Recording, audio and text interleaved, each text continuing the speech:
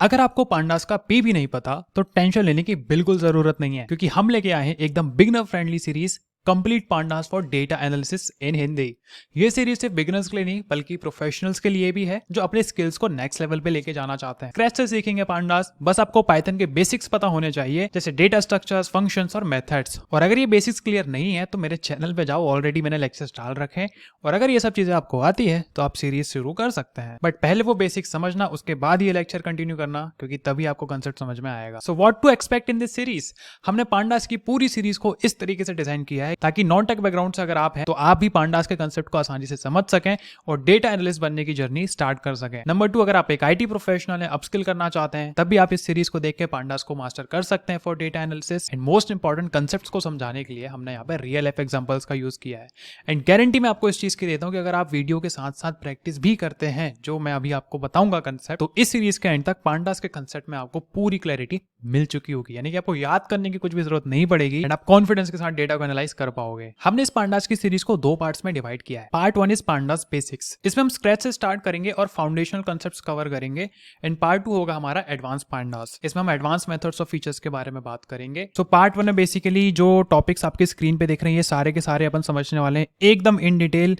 Start करेंगे introduction से, files को रीड एंड सेव कैसे किया जाता है, राइट कैसे किया जाता है, एप्लीकेशन समझेंगे, रियल वर्ल्ड एप्लीकेशन के साथ काम करेंगे। एंड मोस्ट इंपॉर्टेंट, अगर आपको एरर आ रहे हैं तो उनको फिक्स कैसे किया जाता है। डेटा को एक्सप्लोर करने की जितनी भी मेथड्स होती हैं, head, tail, info, describe, shape, columns, सारी की सारी हमने यहाँ पे इस लेक्चर में इंसर्ट करी हुई है। प्लस फिल्टरिंग एंड सर्चिंग भी मैंने आपको बताया है काफी इजी लैंग्वेज में। सो ये सब तो बात हो गई कि पार्ट 1 में आप क्या सीखेंगे। पार्ट 2 में हम एकदम एडवांस जाएंगे, लेकिन पार्ट 2 कब अपलोड होगा इसका सीधा जवाब है आपके सपोर्ट के ऊपर। हमने पार्ट 1 के लिए टारगेट रखा है 1000 लाइक्स का एंड 200 कमेंट्स का। जैसे ही ये टारगेट पूरा होता है, पार्ट 2 इस चैनल पे फौरन अपलोड हो जाएगा। आपका सपोर्ट हमारे लिए एक बड़ा मोटिवेशन है और हमें अच्छा लगता है जब आप हमारी वीडियोस को लाइक करते हैं, कमेंट करते हैं कि भैया मैं पढ़ रहा हूँ, मुझे अच्छी लग रही है वीडियोस, मुझे समझ में आ रहा है, काफी अच्छा लगता है।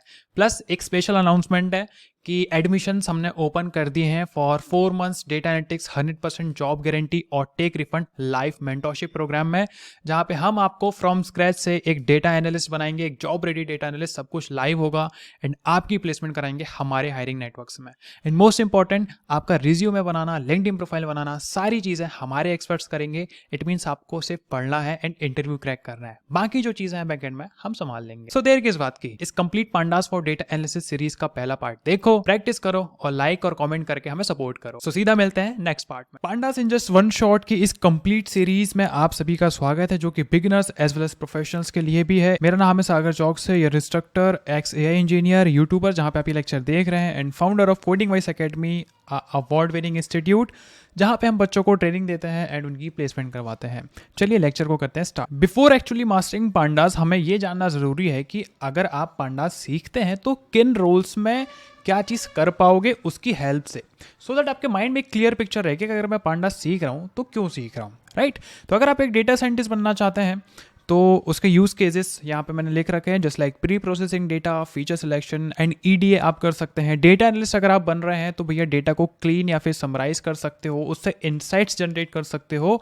Machine learning engineer, AI engineer, business analyst, financial analyst, research analyst, marketing analyst, operation analyst, software developer, यानी कि जितनी भी फील्ड्स हैं सारी की सारी मैंने मेंशन करी हैं, सबका यूज केस है। आप इन रोल्स में से डिसाइड कर सकते हैं कि आप किस रोल के लिए पांडास को सीख रहे हैं और पांडास को सीखने के बाद उसका यूज केस क्या रहेगा। फॉर एग्जांपल, अगर मैं एक डेटा एनालिस्ट हूं, मुझे डेटा एनालिस्ट बनना है, तो पांडास की मदद से मैं डेटा को क्लीन कर पाऊंगा, समराइज कर पाऊंगा और उससे इनसाइट जनरेट कर पाऊंगा। तो I have a clear picture in my mind कि यार अगर मैं पांडास सीख रहा हूँ तो इसलिए सीख रहा हूँ। बहुत से लोग ऐसे होते हैं जो सिर्फ सीखते चले जाते हैं कि यार किसी ने बोला कि अगर आपको डेटा एनालिस्ट बनना है तो सीखना पड़ेगा। सो ठीक है, अच्छी बात है सीखना है, but always have your why in your mind कि क्यों सीखना है, ठीक है।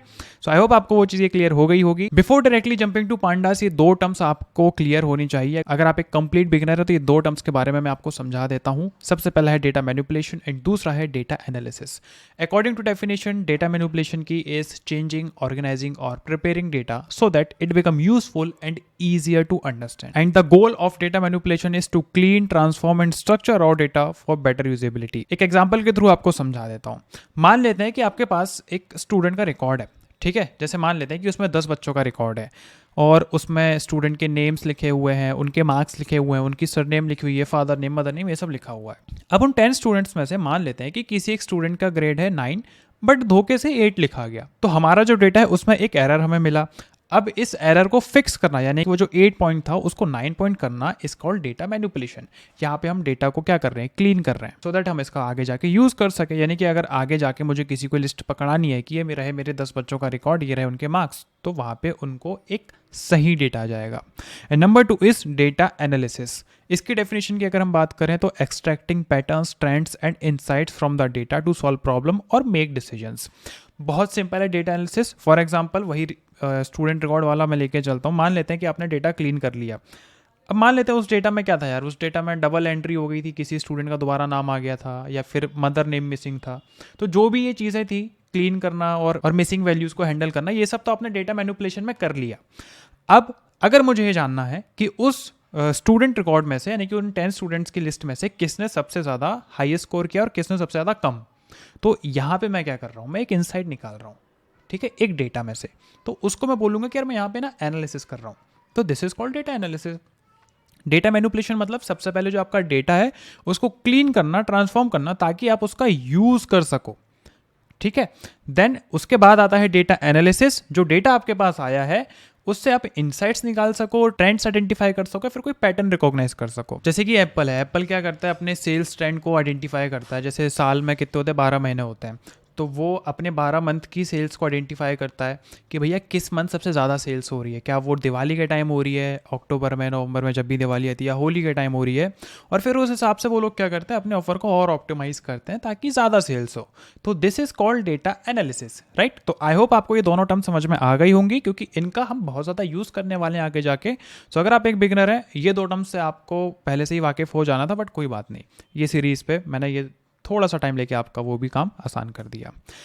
की डिफरेंसेस एक बार फटाफट से समझ लेते हैं, आप इसके नोट्स भी बना सकते हैं। सबसे पहला, डेटा मैनिपुलेशन का फोकस रहेगा डेटा को क्लीन करने में और उसको तैयार करने में कि उसका यूज किया जा सके, और डेटा एनालिसिस उसका एक एडवांस वर्जन होगा कि भैया जो प्रिपेयर डेटा उससे मुझे इनसाइट्स निकालना है। नंबर 2, डेटा मैनिपुलेशन में क्या होता है, डेटा को ऑर्गेनाइज किया जाता है। डेटा एनालिसिस में उस ऑर्गेनाइज और स्ट्रक्चर्ड डेटा से पैटर्न्स, ट्रेंड या फिर कुछ प्रॉब्लम्स के सॉल्यूशंस निकाले जाते हैं। फॉर एग्जाम्पल कि मान लेते हैं एक कंपनी है जो कि स्वेटर बेचती है, वो स्वेटर बहुत ज़्यादा बिक रही है। मान लेते हैं कि साल में 12 के 12 महीने बिक रही है। अब किसी महीने वो एकदम से उसकी सेल डाउन हो गई, तो दैट इज़ अ प्रॉब्लम कि सेल क्यों डाउन हुई। तो आप वो डेटा एनालाइज करके निकाल सकते हैं कि भैया क्यों डाउन हुई, कस्टमर ने क्यों नहीं खरीदा, आप उनके फीडबैक्स ले सकते हो। That kind of analysis, problem solving के लिए भी आप डेटा एनालिसिस का यूज़ करते हैं। एग्जाम्पल बात करें डेटा मैनिपुलेशन की, मैंने आपको बताया था कि फॉर एग्जाम्पल स्टूडेंट का जो मार्क्स है वो 9 है पर धोखे से 8 चला गया, तो ये क्या हुआ, एक एरर हुआ जो कि हमने फिक्स किया। This is called data manipulation. And उसी रिकॉर्ड में से ये एनालाइज करना कि किस स्टूडेंट सबसे ज़्यादा हाईएस्ट मार्क्स अचीव करे, किस स्टूडेंट ने सबसे कम मार्क्स अचीव करे, इज कॉल्ड डेटा एनालिसिस, ठीक है। अब बात करते हैं कि पांडास किसने क्रिएट किया था और मोस्ट इंपॉर्टेंट क्यों किया था। तो देखो, कोई भी चीज़ अगर बनती है, डेवलप होती है, इसका मतलब कहीं ना कहीं वो किसी ना किसी प्रॉब्लम का सॉल्यूशन है। तो हम वही चीज़ समझेंगे। सबसे पहले बात कर लेते हैं क्रिएटर की। सुंदर सा चेहरा हंसता हुआ वेस मिकनी का है। ये एक डेटा साइंटिस्ट और सॉफ्टवेयर डेवलपर है जिन्होंने पांडास को 2008 में क्रिएट किया था। अभी मैं थोड़ा सा आपको 2-3 पॉइंट समझाता हूँ कि उन्होंने इसको बनाया क्यों, सो दैट आपके दिमाग में क्लियर पिक्चर रहे कि यार ये पांडास बना क्यों और इसका यूज आप कैसे करने वाले हैं। तो देखो, जब वेस मिकनी एक कंपनी में काम करते थे, बेसिकली उसका नाम था AQR कैपिटल मैनेजमेंट, जो कि एक फाइनेंशियल कंपनी थी। अब फाइनेंशियल कंपनी थी तो इनका काम क्या था कि इनको फाइनेंशियल जो डेटा सेट आते थे उनको एनालाइज करना होता था। अब यार देखो, फाइनेंशियल डेटा सेट्स जो होते हैं ना, काफ़ी बड़े और कॉम्प्लेक्स होते हैं। तो उस टाइम की मैं अगर बात करूँ तो उस टाइम पे जो एग्जिस्टिंग टूल्स थे, जैसे कि एक्सेल हो गया या फिर पाइथन की कुछ पुरानी लाइब्रेरीज थी, वो काफ़ी मुश्किल थी और उनमें उतने फीचर्स नहीं थे कि एफिशिएंटली इतने बड़े डेटा को प्रोसेस करके उसको क्लीन वगैरह किया जा सके। तो इन शॉर्ट अगर मैं कहूँ कि उस टाइम पे ऐसा कोई भी पाइथन का लाइब्रेरी अवेलेबल नहीं था या फिर टूल अवेलेबल नहीं था जिसके अंदर डेटा को क्लीन किया जा सके, एनालाइज किया जा सके, एग्रीगेट किया जा सके। तो वेस मिकनी को ये प्रॉब्लम भैया बहुत ज़्यादा हुई। तो चैलेंजेस क्या क्या फेस करे उन्होंने। सबसे पहला, जो उनके पास फाइनेंशियल डेटा आता था एनालिसिस के लिए, वो टाइम सीरीज डेटा फॉर्म में आता था। ठीक है, जो कि काफ़ी चैलेंजिंग होता है वाइल मैनेजिंग विथ स्प्रेडशीट यानी कि एक्सेल फाइल वगैरह। अब डेटा बहुत बड़ा था तो अगर उसको मैनुअली हम एनालाइज करने जाते तो टाइम तो बहुत ज़्यादा लगता। हाँ, उस टाइम टूल्स थे like SQL, but they are only good for querying, not for advance data analysis और ट्रांसफॉर्मेशन। तो इस चीज़ का सॉल्यूशन भैया वेस मैकिनी ने डिसाइड किया कि यार हम एक लाइब्रेरी बनाएंगे जो कि डेटा क्लीनिंग करेगी, यानी कि एरर्स फिक्स करना, डुप्लीकेट वैल्यू रिमूव करना, या फिर अगर कोई मिसिंग वैल्यू है उसको हैंडल करना। एंड नंबर 2, डेटा एग्रीगेशन उसमें फीचर रहेगा, जैसे कि बड़े बड़े डेटा सेट्स को समराइज करना। यानी कि मान लेते हैं एप्पल कंपनी है, उसने 12 महीने की सेल्स निकाली, ठीक है, तो अब उसको अगर ये समराइज करना है कि यार किस क्वार्टर में मेरी सबसे ज़्यादा सेल्स हुई है, तो वो भी आप कर पाओगे। एंड तीसरा मोस्ट इंपॉर्टेंट फीचर उन्होंने सोचा कि मेरी बनाई हुई लाइब्रेरी में होना चाहिए, विच इज़ डेटा एनालिसिस, यानी कि जो एडवांस टेक्निक्स होती हैं, फिल्टरिंग हो गया, रीशेपिंग हो गया, खैर इन सब के बारे में अपन पढ़ेंगे आगे। बट ये 3 चीज़ें थी, data cleaning, data aggregation and data analysis. उन्होंने सोचा कि अब जो मैं लाइब्रेरी बनाऊंगा उसमें 3 चीज़ें होनी चाहिए। तो फाइनली 2009 में वेस मैकिनी ने पांडास का एक ओपन सोर्स प्रोजेक्ट जो है वो लॉन्च कर दिया, ताकि भैया बाकी लोग भी यूज कर सकें और उसमें अपना कंट्रीब्यूट भी कर सकें। तो जैसे ही पांडास लॉन्च हुआ, धीरे धीरे पांडास काफी फेमस होने लगा एंड इसको 2012 में पाई डेटा लाइब्रेरीज में पांडास को ऑफिशियली ऐड कर दिया गया। पाई डेटा लाइब्रेरीज बेसिकली एक कलेक्शन होता है जहाँ पे पाइथन की लाइब्रेरीज होती हैं for data analysis and visualization. तो इस लाइब्रेरी में पांडास ने 2012 में अपनी जगह बना ली। 2015 के चलते चलते भैया 1 मिलियन डाउनलोड्स पर मंथ पे पांडास पहुंच गया था, जो कि ये डेमोन्स्ट्रेट करता है कि कितना ज़्यादा लोग इसको अडॉप्ट कर रहे थे इंडस्ट्रीज में। 2020 तक पांडास का 1.0 वर्जन रिलीज भी हो गया, जो कि काफ़ी स्टेबल टूल था, ठीक है, और उस टूल को प्रोडक्शन रेडी लाइब्रेरी भी कंसिडर किया गया और फिर उसको प्रोफेशनल्स और ग्लोबली ऑर्गेनाइजेशंस ने यूज करना भी इस्तेमाल कर दिया, ठीक है। तो ये थी थोड़ी सी हिस्ट्री पांडास के बारे में, जो कि आपको पता होनी चाहिए, हालांकि कोई पूछता नहीं है, पर ऑब्वियसली नॉलेज हो तो अच्छी बात है। तो अभी हम ये समझते हैं कि what is pandas. So pandas is a powerful and popular Python library design for data manipulation, cleaning, transforming and structuring data and data analysis, finding patterns, trends and insights, ठीक है। पांडास एक पाइथन की library है जिससे आप data manipulation और data analysis दोनों कर सकते हैं। पांडास के साथ ये डेटा मैनिपुलेशन और डेटा एनालिसिस करना कॉम्प्लेक्स बिल्कुल भी नहीं है। आप डेटा सेट्स के साथ काम कर सकते हैं, जैसे कि टेबल्स हो गया, स्प्रेडशीट हो गया और टाइम सीरीज डेटा हो गया। अब यहाँ पे जैसे एक नया शब्द आया है, टाइम सीरीज डेटा। अगर आप एक बिगिनर तो शायद आपको समझ में नहीं आ रहा होगा, बट डोंट वरी, हम सब कुछ समझेंगे। तो अभी एक चीज मैंने कही कि pandas is a Python library for data manipulation and data analysis, और इसको बनाया था वेस मैकिनी ने, क्योंकि वो भैया फाइनेंशियल डेटा सेट के साथ काम करते थे। तो एक चीज़ मैं आपको बता दूं कि ऐसा नहीं है कि पांडास को आप सिर्फ फाइनेंस की फील्ड के लिए ही यूज़ कर सकते हो, ठीक है। आप उसको हेल्थ केयर, रिटेल, मार्केटिंग, जितनी भी फील्ड्स है हर जगह के लिए डेटा को एनालाइज करना है, यूज़ कर सकते हो, मैनिपुलेशन करना है, पांडास का यूज़ कर सकते हो। तो ऐसा कुछ भी लिमिटेशन नहीं है कि सिर्फ फाइनेंस की फील्ड में ही आपको इसका यूज़ करना है, ठीक है। सबसे पहले बात करते हैं व्हाट मेक्स पांडास यूनिक। सबसे पहला है भैया work seamlessly with structured data formats like CSV और एक्सेल फाइल। अगर आपके पास डेटा CSV फाइल में है, एक्सेल फाइल में है, जेसन में है, या फिर आप डेटाबेस से ही क्यों ना डेटा ले रहे हो, तो उनके साथ आराम से काम कर सकते हो। एंड नंबर 2, मिसिंग वैल्यूज़ को आसानी से आप हैंडल कर सकते हैं पांडास की मदद। मान लेते हैं एक CSV फाइल है जिसमें एक कस्टमर का डेटा है, अब किसी कस्टमर का नंबर मिसिंग है, किसी का ईमेल मिसिंग है, तो वो मिसिंग वैल्यूज़ को आप इजीली हैंडल कर सकते हो पांडास की मदद से।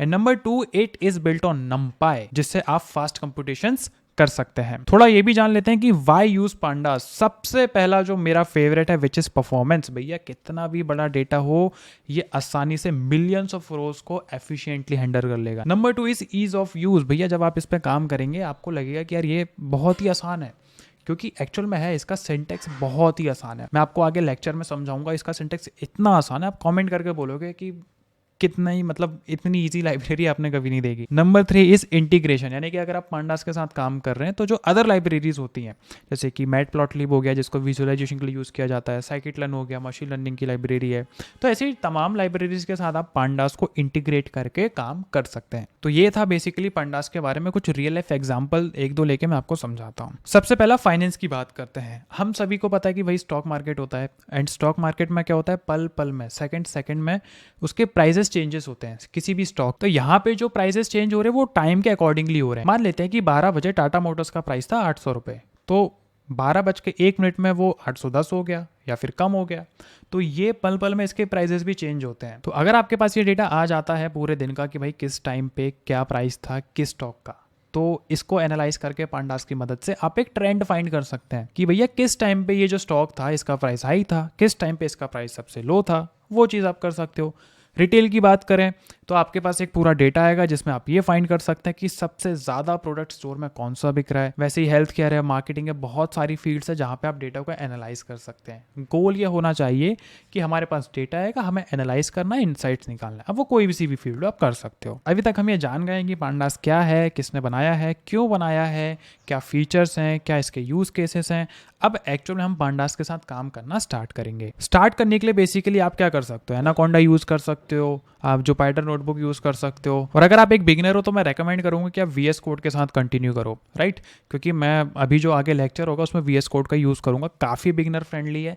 देखो अगर आप एक ऑलरेडी एक्सपीरियंस बंदे हो, ऑलरेडी थोड़ा बहुत काम जानते हो, तो आप अपने हिसाब से किसी में भी काम कर सकते हो। But if you are a beginner learning pandas first time, तो आई रिकमेंड यार VS कोड के साथ जाओ, बहुत आसान है। हमारा फोकस होना चाहिए कि हम पहले समझो, उसके बाद फिर आप प्लेटफॉर्म शिफ्ट कर सकते हो, कोई इशू नहीं है। तो अगर आप नॉर्मल विंडोज़ यूज़ कर रहे हैं, आपको अपने टर्मिनल पे जाना है, पिप इंस्टॉल पांडास कमांड पास करनी है, इंस्टॉल हो जाएगा आपके मशीन पे। कॉन्डा यूज़ कर रहे हो तो कॉन्डा इंस्टॉल पांडास लिखना है, और अगर मैक यूज़ कर रहे हो तो पिप3 इंस्टॉल पांडास लिख देना है। ठीक है, अब ये जो नीचे वाली लाइन है इंपोर्ट की, इसको अभी इग्नोर करो, बाद में समझाऊंगा। देखो डायरेक्टली पांडास में मैं आपको कुछ बताऊं उसके पहले दो कंसेप्ट हैं जो मैं आपको समझाना चाहूंगा। सबसे पहला है सीरीज और दूसरा है डेटा फ्रेम। तो सीरीज क्या होता है? Series is a one dimensional labelled array that can hold any data type. Integer हो सकता है, फ्लोट हो सकता है, स्ट्रिंग हो सकता है, या फिर एक पाइथन का ऑब्जेक्ट भी हो सकता है। एंड जितने भी एलिमेंट्स होंगे सीरीज में, सबका एक यूनिक लेबल होगा जिसको हम इंडेक्स कहते हैं। ठीक है, बेसिकली वन डायमेंशनल डेटा, एक सिंगल रो पकड़ लो आप, वो आपका सीरीज कहलाएगा। और इसका यूज किया जाता है टू ट्रैक चेंजेस और पैटर्न्स ओवर टाइम, जैसे रोज टेम्परेचर मेजर करना, स्टॉक के प्राइसेस मेजर करना, या फिर सेल्स रेवेन्यू देखना कि रोजाना कितनी सेल्स हो रही है। तो series is a one dimensional array जिसके अंदर किसी भी टाइप का डेटा टाइप आप स्टोर कर सकते हैं। डेटा फ्रेम जस्ट उसका एक एडवांस वर्जन। ठीक है, so a data frame is a two dimensional label data structure. जैसे डेटाबेस की बात करते हैं, एक्सेल की बात करते हैं, या फिर CSV फाइल की बात करते हैं, या फिर SQL टेबल की बात करते हैं। तो बेसिकली डेटा फ्रेम के अंदर दो चीज़ें होंगी, रोज एंड कॉलम्स, जहाँ पे rows have indices and columns have names. Data frame मतलब रोज कॉलम रहेंगे, और सीरीज इज समथिंग जिसमें सिर्फ वन डायमेंशनल, जिसके अंदर किसी भी टाइप का डेटा आप स्टोर कर सकते हो। अब हम चलते हैं हमारे कोड एडिटर में और एक्चुअल में समझते हैं कि पांडास का यूज कैसे किया जाता है डेटा को एनालाइज करने में। सो मैं यहाँ पे हूँ मेरे विजुअल स्टूडियो कोड में, आपको बता देता हूँ एक बारी कैसे इंस्टॉल करना है। टर्मिनल पे आना है और इंस्टॉल पांडास लिख देना है। अभी मेरे इसमें ऑलरेडी इंस्टॉल्ड है, इसलिए रिक्वायरमेंट ऑलरेडी सेटिस्फाइड बता रहा है, बट आपके इसमें टाइम लेगा इंस्टॉल होने में। सो पांडास इज अ लाइब्रेरी जिसके अंदर कुछ मेथड्स, कुछ फंक्शंस होंगी जिनकी मदद से हम डेटा को क्लीन करेंगे, यानी कि डेटा मैनिपुलेशन और डेटा एनालिसिस करेंगे। तो सबसे पहला आपका गोल होना चाहिए कि डेटा को अंडरस्टैंड करना, डेटा को समझना कि एक्चुअल में जो डेटा मेरे पास आया है वो एक्चुअल में दिखता कैसा है। तो इसके लिए आपको डेटा को रीड करना पड़ेगा। अब अगर आपको डेटा को रीड करना है तो इसके दो तरीके हैं। सबसे पहला, या तो आप एग्जिस्टिंग डेटा को यूज कर सकते हैं रीड करने के लिए, या फिर आप खुद का भी डेटा फ्रेम बना सकते हैं। सबसे पहले हम ये देखेंगे कि एग्जिस्टिंग डेटा जो हमारे पास है, अब चाहे वो एक्सेल शीट में हो सकता है, जेसन में हो सकता है, या फिर CSV में हो सकता है, उसको रीड कैसे किया जाता है। तो देखो पांडास के अंदर बहुत सारे फंक्शंस होते हैं जिनकी मदद से आप डेटा को रीड कर सकते हैं। सबसे पहले मैं आपको बताऊंगा कि कैसे डेटा फ्रेम क्रिएट करते हैं, फाइल को लोड करते हैं, उसको रीड कैसे करते हैं। इसके लिए हमें रीड CSV फंक्शन की जरूरत पड़ेगी जो कि पांडास लाइब्रेरी हमें प्रोवाइड करता है, और इसको स्पेसिफिकली डिजाइन किया गया है to read data from CSV यानी कि comma separated value files, and फिर उसको हम पांडास के डेटा फ्रेम में लोड कर देते हैं। ठीक है, तो अभी हम क्या करते हैं, वेरी सिंपल, मैं यहाँ पे कॉमेंट करता हूँ, read data from CSV file into a data frame. ठीक है, तो सबसे पहले हम क्या करते हैं, एक ऑब्जेक्ट क्रिएट कर लेते हैं, DF, just for reference DF लिख रहा हूँ, आप कुछ भी लिख सकते हैं। PD यानी कि पांडास लाइब्रेरी का मुझे रीड CSV फंक्शन चाहिए। अब आपको यहाँ पे क्या करना है, अपनी फाइल का नेम पास कर देना है जो CSV में बैठी हुई है, और याद रहे उसको एज अ स्ट्रिंग पास करना है। ठीक है, जैसे कि मैंने यहाँ पे डबल कोटेशन लगाया है, आपको ऐसे स्ट्रिंग पास करना है, आप सिंगल कोटेशन भी लगा सकते हैं, कोई इशू नहीं है। उसके बाद वेरी सिंपल DF को हम प्रिंट कर लेंगे। मैं रन पाइथन फाइल पे क्लिक करता हूँ, तो यहाँ पे हमें एरर आ गया है, यूनिकोड डिकोड एरर। आपके इसमें भी आ सकता है। ठीक है, तो सबसे पहले हमें ये समझना पड़ेगा कि यहाँ पे जो यूनिकोड डिकोड एरर आ रहा है ये क्यों आ रहा है। ठीक है, ज़रूरी नहीं है कि इसको फिक्स कर लिया और आगे बढ़ते चले गए, आपको समझना पड़ेगा कि एक्चुअल में एरर क्यों आ रहा है। देखो इसके लिए सबसे पहले आपको ये समझना पड़ेगा कि इनकोडिंग क्या होती है। Encoding is the process of converting text यानी कि जो कैरेक्टर्स हैं into a format that computers can store and read. ठीक है, for example common encoding standard जो है दो तरीके के होते हैं, UTF-8 और लैटिन 1। इन दोनों के बारे में नोट्स में खैर और इन डिटेल लिख दूंगा, ज्यादा डिटेल में नहीं जाऊंगा। तो जब आपकी फाइल सेव होती है it is encoded using one of these two standards, Latin 1 या फिर UTF-8। And if pandas assume the wrong encoding when reading the file, वो आपको एरर थ्रो कर देगा। तो इसका सॉल्यूशन बहुत आसान है। आपको क्या करना है, यहाँ पे इनकोडिंग जो स्टैंडर्ड है उसको खुद से ही स्पेसिफाई कर देना है, जैसे कि इनकोडिंग इक्वल टू यहाँ पे, या फिर आप UTF-8 पास कर दीजिए। ठीक है, दो तरीके के स्टैंडर्ड हम पास करेंगे, जिसमें चल गया उसको ले लेंगे। जैसे कि इसमें अभी भी एरर आ रहा है तो हम क्या करेंगे, यहाँ पे लैटिन 1 पास कर देंगे, लैटिन 1। याद रखें ये भी आपका स्ट्रिंग में होना चाहिए, लैटिन 1। अब इसको रन करके देखते हैं, अभी चल गया, लैटिन 1 सपोर्टेड है। सो ये डेटा हमें देखने को मिल गया। आपके इसमें हो सकता है UTF-8 चल जाए या फिर लैटिन 1 चल जाए। सो ये डेटा हमें देखने को मिल गया है, जो कि फाइल हमने लोड करी थी उस CSV फाइल पे कुछ इस तरीके का डेटा है। Order number, quantity ordered, price reach, order in line number और contact name, contact first name, बहुत सी चीज़ें हैं। तो ये सैम्पल डेटा सेट है जो कि मैंने उठाया था केगल से। इन सारे डेटा सेट्स को मैं वीडियो के डिस्क्रिप्शन में अटैच कर दूंगा सो दैट आप भी उनको डाउनलोड करके प्रैक्टिस कर सको। तो ये तो हो गया CSV फाइल को रीड करने के लिए। वैसे ही अगर आपको एक्सेल फाइल रीड करना है सेम चीज़ रहेगी, वैसे अगर आपको JSON फाइल रीड करना है सेम चीज़ रहेगी। ठीक है, एक एक करके पूरी चीज़ें अपन समझ लेते हैं। जैसे कि मैं इसको क्या करता हूँ, कॉपी कर लेता हूँ, कॉपी नहीं मतलब कॉमेंट कर लेता हूँ। एंड अगेन अब हम समझते हैं कि अगर मेरे पास एक्सेल शीट में एक डेटा है तो मैं कैसे करूँगा। उसके लिए आपको रीड एक्सेल का यूज़ करना है। यहाँ पे आपको पाइथन की फाइल नहीं बल्कि ये जो फाइल है इसका पाथ डालना है, ऑलराइट, एंड प्रिंट कर देना है DF को। और ये आपका डेटा जो एक्सेल फाइल में था वो भी आ गया है। तो आप समझ रहे हो, अभी हम यहाँ पे डेटा को रीड करना सीख रहे हैं। आपके पास किसी भी फाइल पे या फिर किसी भी उस पे डेटा हो सकता है। तो एक्सेल फाइल को आप ऐसे रीड करेंगे।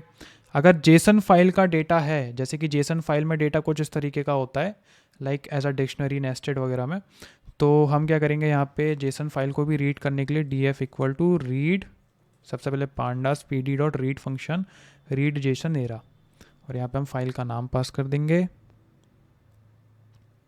ठीक है, इसको रीड करते हैं। तो ये देखो JSON फाइल का डेटा भी हमने रीड कर लिया है। बेसिकली ये इलेक्ट्रॉनिक आइटम्स बिकने वाला कुछ डेटा लग रहा है कि कौन सा नेम है, कैटेगरी है, उसकी वेबसाइट भी है यहाँ पे। तो this is all about how to read data of Excel file, JSON file और CSV फाइल। कुछ तीन चीज़ें मैं आपको बता देता हूँ, तीन चीज़ें बताता हूँ। ठीक है, सबसे पहला इनकोडिंग इश्यूज। अगर आपको एरर आए वाइल रीडिंग द फाइल्स, आप ये UTF-8 का यूज़ कर सकते हैं या फिर लैटिन 1 का यूज़ कर सकते हैं। ठीक है, नंबर 2, अगर ज़्यादा बड़ी फाइल्स है, फॉर वेरी लार्ज फाइल्स, आप उसको क्या कर सकते हो, छोटे छोटे चंक्स में रीड कर सकते हो, यानी कि आप फॉर लूप लगा सकते हो वहाँ पे। नंबर 2, अगर आपका डेटा किसी क्लाउड प्लेटफॉर्म पे स्टोर, जैसे कि अगर आपने अपना डेटा गूगल क्लाउड स्टोरेज में स्टोर कर रखा है, तो GCSFS करके एक लाइब्रेरी आती है, यहाँ पे लिख दे रहा हूँ मैं, GCSFS। ठीक है, ये लाइब्रेरी की मदद से आप डायरेक्टली उस क्लाउड प्लेटफॉर्म का डेटा रीड कर सकते हैं। ठीक है, तो ये दो चीज़ें थी जो मैंने आपको बता दी। Moving to the next concept, मान लेते हैं कि आपने डेटा को रीड कर लिया, डेटा पे कुछ मैनिपुलेशन भी कर ली। खैर अभी मैंने बताया नहीं कैसे करते हैं मैनिपुलेशन, बट जस्ट बता रहा हूँ कि आपने डेटा पे मैनिपुलेशन भी कर ली। अब जो नया डेटा बना है, राइट, आफ्टर क्लीनिंग, उसका आपको यूज़ करना है फॉर डेटा एनालिसिस। तो आफ्टर मैनिपुलेशन उस डेटा को सेव कैसे करते हैं इन पांडास, वो समझते हैं। तो उसके लिए बहुत आसान है, हम यहाँ पे क्या करते हैं, एक save.py करके फाइल बनाते हैं, इंपोर्ट करते हैं pandas as pd। तो अभी मैं आपको बताऊंगा कि आप एक डेटा फ्रेम खुद से कैसे क्रिएट कर सकते हैं यूजिंग डिक्शनरी, और फिर उसको हम सेव करेंगे एक as a CSV file, Excel file, या फिर जिसमें आप सेव करना चाहो।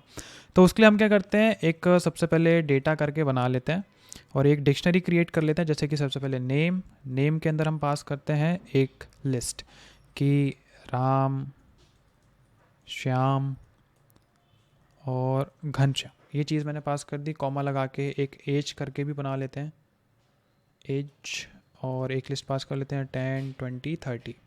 ठीक है, अपेंड नहीं मेरे भाई। और फिर यहाँ पे हम एक सिटी करके भी वो कर लेते हैं। ठीक है, एक लिस्ट और बना लेते हैं, जैसे कि नागपुर, और एक हमने बना लिया मुंबई, इसको basically as a string pass करना पड़ेगा, मुंबई, और एक हमने बना लिया दिल्ली। तो ये सिंपल सा डेटा फ्रेम है, रो कॉलम हो गया। नेम के अंदर राम श्याम घनश्याम, एज के अंदर 10 20 30, सिटी के अंदर नागपुर मुंबई दिल्ली। अब इसका डेटा फ्रेम हम क्रिएट कर लेते हैं equal to P D dot, ठीक है, डेटा फ्रेम, और यहाँ पे हम सीधे पास कर देंगे डेटा कि भाई ये रहा हमारा डेटा फ्रेम, इसको कन्वर्ट कर लो। अभी हम क्या करते हैं, सबसे पहले इसको रीड करते हैं, डी एफ, एक बार ही देखते हैं कि कैसा दिख रहा है। तो ये हमारा डेटा फ्रेम बन चुका है। एक चीज़ नोटिस करो कि यहाँ पे जो 0 1 2 है ये मैंने कहीं पे स्पेसिफाई नहीं किया था, ये ऑटोमेटिकली आ रहा है। तो इसको रिमूव कैसे करना है, जब फाइल आप सेव करेंगे आपको बताता हूँ। तो सबसे पहले हम इस डेटा को CSV फाइल में सेव करेंगे और देखेंगे कैसे किया जाता है। तो बेसिकली इसके लिए पांडास में एक toCSV मेथड होती है जिसके अंदर आपको कुछ कमांड्स पास करनी होती है और आपकी फाइल सेव हो जाएगी।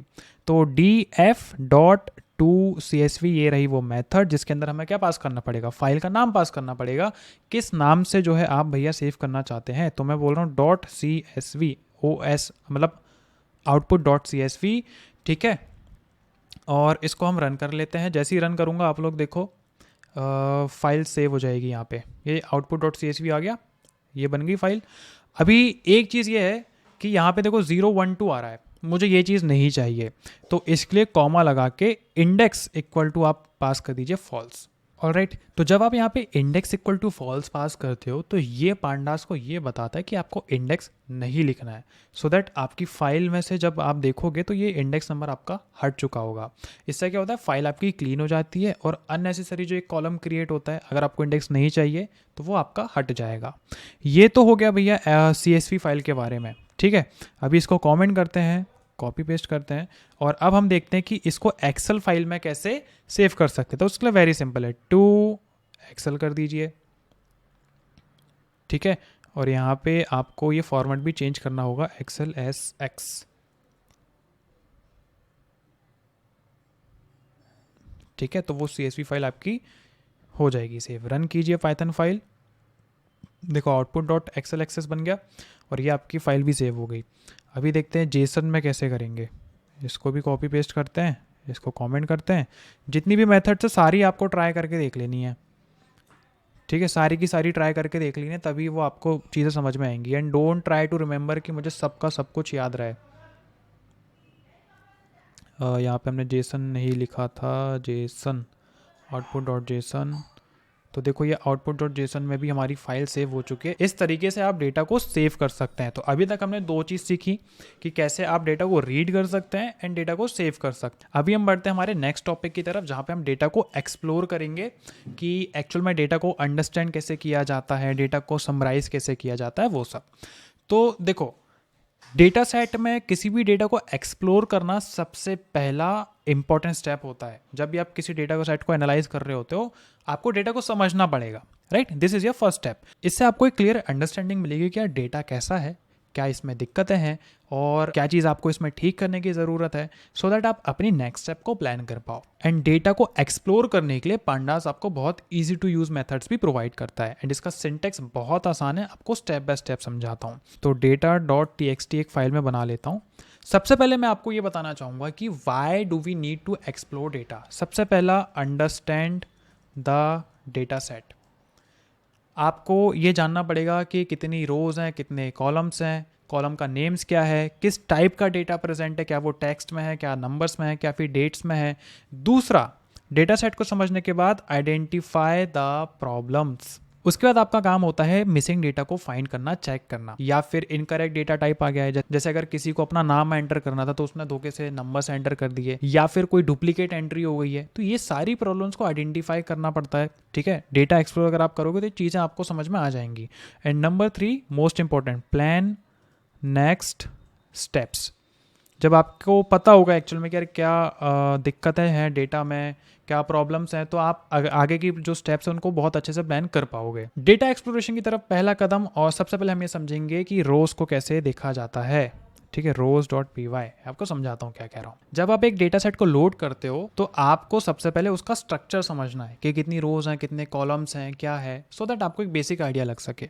तो अभी हम समझेंगे कि रोज को कैसे आप देख सकते हैं पांडास की मदद से। मान लेते हैं कि आपके पास एक CSV फाइल है जिसमें 1000 लाइन्स ऑफ रोज है। अब उसमें सारा का सारा डेटा पढ़ना थोड़ा इम्प्रैक्टिकल है, राइट। तो आप क्या बोलोगे कि यार मुझे 1 to 5 तक की रोज दिखा दो, लास्ट की 5 रोज दिखा दो, तो उससे आपको एक क्लियर अंडरस्टैंडिंग मिल जाएगी कि कैसे आपका डेटा जो वहाँ पे रखा गया है। तो जैसे अगर मान लेते हैं कि आप स्टार्टिंग की टॉप 5 रोज देख रहे हो या फिर बॉटम की टॉप 5 रोज देख रहे हो, तो सबसे पहला तो आप ये चेक कर सकते हो कि डेटा करेक्टली लोड किया गया है या फिर नहीं किया गया है। दूसरा, आपको पता चल जाएगा कि डेटा ऑर्गेनाइज्ड कैसे है। और तीसरा, एक क्लियर अंडरस्टैंडिंग हो जाएगी। इस चीज़ की प्रॉब्लम के सॉल्यूशन के लिए हमें पांडास में 2 मेथड्स दी जाती हैं। पहली होती है हेड और दूसरी होती है टेल। ये 2 मेथड्स हैं, ठीक है। दोनों के बारे में समझते हैं। दोनों जो हेड और टेल मेथड्स हैं, ये पांडास डेटा फ्रेम ऑब्जेक्ट आपको प्रोवाइड करता है, ठीक है। इनका सिंटेक्स मैं आपको बता देता हूँ। जैसे कि हेड, और अगर आप यहाँ पे फॉर एग्जांपल एन पास कर दीजिए, एन इज बेसिकली नंबर, यानी कि अगर आप ये चीज पास करोगे तो वो आपको फर्स्ट एन रोज जो है डेटा फ्रेम की वो डिस्प्ले करके दे देगा। अगर आपने एन को प्रोवाइड नहीं किया तो बाय डिफॉल्ट ये 5 रो आपको व्यू करके दे देगा। सिमिलरली होती है टेल, ठीक है। टेल और एन ये क्या करेगी, आपकी जो डेटा फ्रेम की लास्ट रोज हैं उनको डिस्प्ले करेगा। और सिमिलरली अगर आपने यहाँ पे एन पास नहीं किया तो वो डिफ़ॉल्ट 5 रोज जो है आखिरी की बॉटम वाली वो आपको डिस्प्ले कर देगा। अभी हम क्या करते हैं, हमारा जो कोड है, कहाँ गया कोड, ये वाला, इसी को कॉपी पेस्ट करते हैं, इसको हटाते हैं। और अभी हम क्या करते हैं, हेड का यूज़ करेंगे। जैसे कि df डॉट हेड, और यहाँ पे मैं पास कर रहा हूँ स्टार्टिंग की 5 रोज, 5 नहीं 10 पकड़ के चलते हैं। तो यहाँ पे मैं एक प्रिंट स्टेटमेंट पास करता हूँ कि डिस्प्ले 10 रोज ऑफ फर्स्ट, ठीक है। सिमिलरली अपन क्या करते हैं, इसको कॉपी पेस्ट करते हैं और डिस्प्ले 10 रोज ऑफ लास्ट, और यहाँ पे हेड के बदले टेल यूज़ कर लेते हैं। अब जैसे ही मैं इसको रन करूँगा, स्टार्टिंग की और एंडिंग की मुझे 5-5 रोज दिख जाएंगी। ओके, मैंने इसको प्रिंट में डाला ही नहीं तो कहाँ से दिखेगी, इसको प्रिंट भी तो करना पड़ेगा, ठीक है। इसको आपको प्रिंट के अंदर पास कर देना है। अब रन करते हैं फिर से, ठीक है जी। ये देखिए, तो आपको स्टार्टिंग की ये क्या बता रहा है, display 10 rose of first, starting की जो 10 रोज हैं ये आपको दिख गई। और डिस्प्ले 10 रोज ऑफ लास्ट, तो ये हमारी लास्ट की रोज हमें दिख गई, ठीक है। ऐसा है, ये हो गया पहला तरीका। दूसरा, मैंने आपको बताया था अगर आप कोई भी वैल्यू पास नहीं करेंगे तो बाय डिफॉल्ट ये स्टार्टिंग की 5 और एंडिंग की 5 आपको डिस्प्ले करेगा, जैसे कि ये कर रहा है, ठीक है। स्टार्टिंग की 5 और एंडिंग की 5। तो this is how head and tail work. और इस तरीके से आप जो रोज़ हैं उनको देख सकते हैं, नीचे की और ऊपर की। तो बेसिकली हेड का यूज़ करके आप एक क्विक ओवरव्यू निकाल सकते हो आपके डेटा सेट का, स्टार्टिंग की रोज को एनालाइज करके। और टेल की मदद से आप ये देख सकते हैं कि जो एंडिंग है आपके डेटा सेट की वो कैसी दिख रही है। तो हेड का बेसिकली इसलिए यूज़ किया जाता है कि डेटा सही से लोड हुआ है नहीं हुआ, स्टार्टिंग की रोज से पता चल जाएगा। एंड दोनों मेथड्स में आपको यहाँ पे इंटीजर वैल्यू पास करनी है, ठीक है। फ्लोट वगैरह मत पास कर देना, इंटीजर वैल्यू ये लोग एक्सेप्ट करते हैं। नंबर 2 स्टेप है जो है हमारा अंडरस्टैंडिंग द डेटा, ठीक है। After previewing the data, next step हमारी ये होगी कि डेटा सेट का स्ट्रक्चर कैसा है, कॉलम टाइप कैसे है, मिसिंग डेटा क्या है, ओवरऑल साइज क्या है हमारे डेटा का। तो एक बेसिकली समरी आपको मिल जाएगी जब आप डेटा को समझने जाओगे। आपको डेटा को समझना क्यों है, प्रॉब्लम मैं आपको समझा देता हूँ। तो अपन एक problem.txt करके फाइल बना लेते हैं। देखो, आपको ये नहीं पता कि कितनी रोज हैं, कितने कॉलम्स हैं आपके डेटा सेट में, राइट। कॉलम्स, रोज कितनी आपको ये नहीं पता, राइट। इसलिए आपको डेटा को समझना पड़ेगा। नंबर 2, कौन सा कॉलम कौन से टाइप का डेटा स्टोर कर रहा है ये भी आपको नहीं पता, कि भैया वो नंबर्स है कि टेक्स्ट है कि डेट्स है, राइट। ये भी नहीं पता कि व्हाट टाइप ऑफ डेटा आपके कॉलम में है, वो भी नहीं पता। तीसरा, आपको ये भी नहीं पता कि यार अगर किसी कॉलम पे कोई डेटा मिसिंग है तो वो कहाँ पे मिसिंग है, वो भी आपको नहीं पता, राइट। मिसिंग डेटा कौन से कॉलम पे, वो भी आपको नहीं पता। तो ये 3 प्रॉब्लम्स जो है इनका सॉल्यूशन आप निकाल सकते हो by summarizing your data. And उसके लिए पांडास में हमें एक इन्फो मेथड होती है, like it is a method not a function, ठीक है। सो इन्फो इज अ मेथड जो कि एक कंसाइज समरी आपके डेटा फ्रेम की आपको दे देगी। तो बेसिकली ये क्या क्या डिस्प्ले कर देगा, सबसे पहला number of rose and columns आपको पता चल जाएंगे, ठीक है। Number of rose and columns आपको पता चल जाएंगे कितने हैं, कॉलम के नेम क्या क्या है वो आपको पता चल जाएगा, डेटा टाइप कौन से हैं वो पता चल जाएगा, इंट 64 है, फ्लोट 64 है, या फिर कोई ऑब्जेक्ट है वो है, ये डेटा टाइप आपको कौन सा वो पता चल जाएगा, राइट। नॉन नल काउंट्स भी आपके सामने हाजिर हो जाएंगे। बेसिकली ये आपको ये वैल्यू निकाल के देंगे कि अगर किसी कॉलम में कुछ डेटा मिसिंग है तो ये आपको पता चल जाएगा यहीं के यहीं। Number 5 is memory usage of the data frame, यानी कि जब बड़े डेटा सेट के साथ आप काम करते हैं तो ये चीज़ आना बहुत ज़रूरी है, राइट। तो अभी हम क्या करते हैं, वापस in.py करके एक फ़ाइल बनाते हैं और जो हमारा डेटा था इसी को कॉपी करते हैं, पेस्ट करते हैं और सबसे पहले एक बड़ा डेटा अपन यहाँ पे पास करेंगे टू अंडरस्टैंड। ठीक है, ये डेटा अपन ने रीड कर लिया, लोड कर लिया। अभी हम क्या करेंगे, प्रिंट करेंगे कि displaying the info of data set. ठीक है, एंड इसके अंदर आपको सिंपल इन्फो मेथड को पास कर देना है कि df डॉट इंडेक्स नहीं इन्फो। ठीक है, वेरी सिंपल, इसके अंदर कुछ पास नहीं करना है, सिर्फ इतना पास करना है और इसको रन पाइथन फाइल कर दीजिए। ठीक है, तो मैं आपको एक एक करके समझाता हूँ इसका मतलब क्या है। सबसे पहला आ रहा है रेंज इंडेक्स, यानी कि ये रेंज इंडेक्स जिसमें 20 एंट्रीज हैं, यानी कि ये इंडिकेट कर रहा है कि there are 20 rows in your data set. दूसरा आता है डेटा कॉलम्स, तो यहाँ पे ये बता रहे हैं कि भैया टोटल 6 कॉलम है आपके डेटा सेट में। नॉन नल काउंट की बात करते हैं तो ये बता रहे हैं कि भैया सारे के सारे जो है आपके डेटा सेट भरे हुए हैं, किसी में कोई भी मिसिंग वैल्यूज नहीं है। डेटा टाइप की बात करें तो int 64, ऑब्जेक्ट फ्लोट 64, ये सब आपको है। ऑब्जेक्ट का मतलब होता है या तो उसके अंदर स्ट्रिंग या फिर उसके अंदर कैटेगरिकल डेटा है, यानी कि नेम या फिर सिटी, ये सब मान सकते हैं। int 64 की अगर हम बात करें, इसका मतलब कि इसके अंदर न्यूमेरिकल डेटा स्टोर है, किसी की एज हो सकती है, किसी का कुछ स्कोर हो सकता है, राइट। और फ्लोट का भी मतलब प्राइस, कोई भी प्राइस हो सकता है, जैसे कि अगर किसी फ्लोट का प्राइस 100.64 है तो वैसे हो सकता है।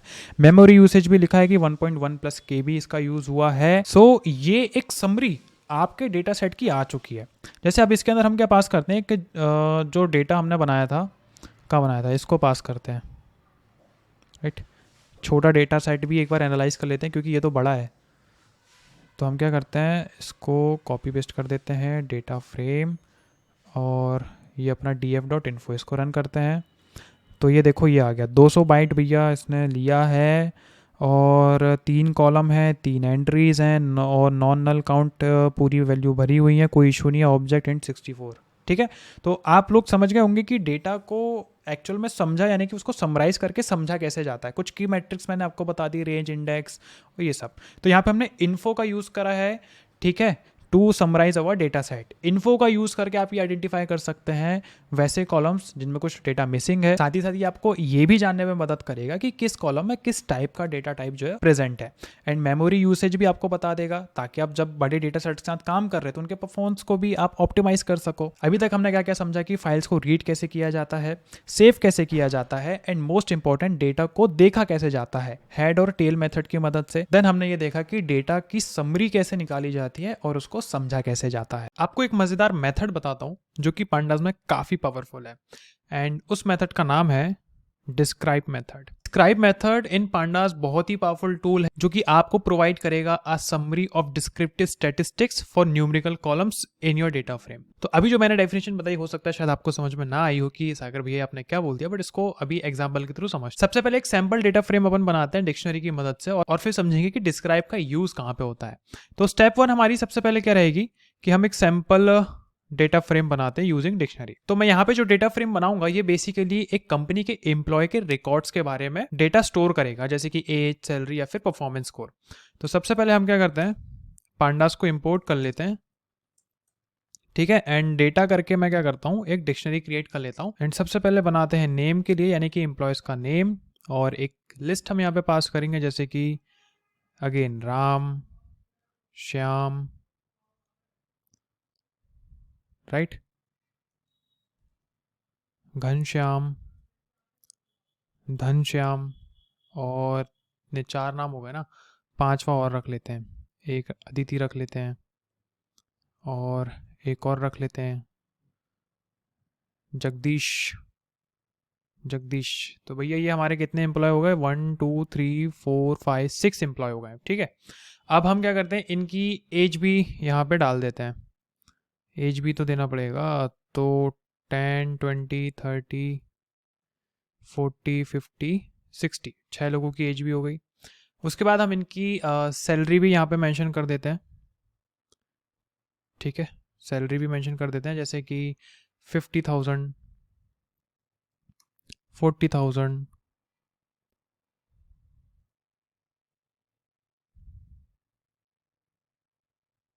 आफ्टर नेम अब हम इनकी एज भी डिफाइन कर लेते हैं, एक लिस्ट बना के उसमें पास कर देंगे, जैसे कि 28 हो गया, 34, 22, 30, 29 हो गया, और एक 40 पास कर दिया। कितने हो गए? 3 3 6 हो गए ना। तो एक काम करते हैं, थोड़ा सा इसको एक्सपेंड करते हैं, ठीक है। जैसे कि कम से कम 8 लोग लेते हैं, तब जाके वो एक डेटा सेट को रीड करने में मज़ा आएगा, क्योंकि छोटा मोटा तो आप काम करोगे नहीं, राइट। राज हो गया, सिमरन हो गया, और इन दोनों की एज और बढ़ा देते हैं, जैसे कि 25 कर देते हैं, सिमरन की 32 कर देते हैं। कॉमा लगा के इनकी सैलरी भी डिफाइन कर लेते हैं, जैसे कि भैया 50,000 जो है राम की हो जाएगी, देन 60,000 एक सैलरी हो गई, 45,000 हो गया, 52,000, 49,000, 70,000, 48,000, 58,000। तो ये सिंपल सा अपन ने एक डेटा सेट तैयार कर लिया है। एक परफॉर्मेंस स्कोर करके भी बना लेते हैं, ठीक है। परफॉर्मेंस स्कोर करके भी बना लेते हैं, जैसे कि आउट ऑफ 100 अपन इसको रखने वाले हैं। तो 85 हो गया, 90 हो गया, 78 हो गया, 92 हो गया, 88 हो गया, 95 रख लेते हैं, 80 रख लेते हैं, और ये 89, ठीक है। तो ये मैं मन से रख रहा हूँ, मतलब just to create a big data set so that हमें समझ में आ पाए। तो अभी अपन क्या करते हैं, इसको डेटा फ्रेम में कन्वर्ट कर लेते हैं। सो पांडास डॉट डेटा फ्रेम, और यहाँ पे हमने पास कर दिया डेटा। तो चलिए जी, डेटा फ्रेम आपका बन चुका है। एक बार अपन इसको डिस्प्ले करते हैं कि सैम्पल डेटा फ्रेम और प्रिंट df, ठीक है जी। तो देखते हैं कैसा दिख रहा है हमारा डेटा। तो ये बन गया है हमारा नेम, एज, सैलरी और परफॉर्मेंस स्कोर, परफेक्ट। हमारा ये एक डेटा हमारा आके तैयार हो गया। अब मैं आपको बताता हूँ कि डिस्क्राइब मेथड का यहाँ पे क्या रोल रहेगा। तो देखो, डिस्क्राइब मेथड क्या करेगा, जितना भी आपका एक न्यूमेरिकल कॉलम है उसका एक समरी स्टैटिस्टिक्स जो है वो कैलकुलेट करेगा और आपको शो कर देगा। तो वेरी सिंपल, अपन क्या करते हैं यहाँ पे उसको प्रिंट कर लेते हैं कि डिस्क्रिप्टिव स्टैटिस्टिक्स, ठीक है, डिस्क्रिप्टिव स्टैटिस्टिक्स। और यहाँ पे हम df डॉट डिस्क्राइब मेथड को बुला लेते हैं। अब सिंपल इसको रन करते हैं और मैं आपको समझाऊंगा कि किसका क्या मतलब है। जैसे कि मैं इस आउटपुट वाली स्क्रीन को थोड़ा बड़ा करता हूँ, तो ये है हमारा एक नॉर्मल डेटा सेट, और ये रहा उसका डिस्क्रिप्टिव स्टैटिस्टिक्स। देखो, ऊपर में और नीचे में काफ़ी अंतर है। अब यहाँ पे कुछ की टर्म्स भी आ गए, जैसे कि काउंट, मीन, एसटीडी, मिन, 25%, 50%, 75%, मैक्स। तो यहाँ पे जो हमें आउटपुट आया है इसको ब्रेक डाउन करते हैं, कॉलम बाय कॉलम समझते हैं कि किस टर्म का क्या मतलब है। सबसे पहला आता है काउंट, यानी कि the number of non null, यानी कि non missing values in each column. इसका मतलब जितने भी कॉलम्स है हमारे, एज, सैलरी, परफॉर्मेंस स्कोर, और ये जितने भी कॉलम है, तो द काउंट इज 8, राइट। यहाँ पे काउंट आया है 8। इसका मतलब कि यहाँ पे कोई भी मिसिंग वैल्यूज नहीं है, हर जगह फुल 8 है, मतलब कोई भी मिसिंग वैल्यू नहीं है। सेकंड टर्म आती है हमारी मीन, ये आप दूसरे नंबर पे देख रहे होंगे। अकॉर्डिंग टू डेफिनेशन, मीन का मतलब होता है the arithmetic average of the values in each column. एक एक करके समझते हैं। तो सबसे पहले हम क्या करते हैं, एक एज निकाल दें। तो इसने मीन की वैल्यू हमें एज वाले कॉलम की 30 दी है, सैलरी में 54,000 और परफॉर्मेंस स्कोर में 87.125। अब ये कैलकुलेट कैसे हुई मैं वो समझाता हूँ। जैसे कि एवरेज एज वाला कॉलम हम देखते हैं, ये वाला, ठीक है। सो 28, 34, 22, 30, ये जो भी है इन सबको निकालते हैं। तो सबसे पहले टोटल ये कर लो कि कितने कॉलम है, कॉलम आ रहे 8, राइट। फिर उनके बाद इन सबको हम ऐड कर देंगे, जैसे कि 28 plus 34 plus 22 plus 30 plus 29 plus 40 plus 25 plus 32। और इन सबका जब आप एक एवरेज निकालोगे तो जो एवरेज एज निकल के आएगी विच इज़ 30, जो इसने हमें यहाँ पे निकाल के दिया है। सिमिलरली आप सैलरी का निकालो।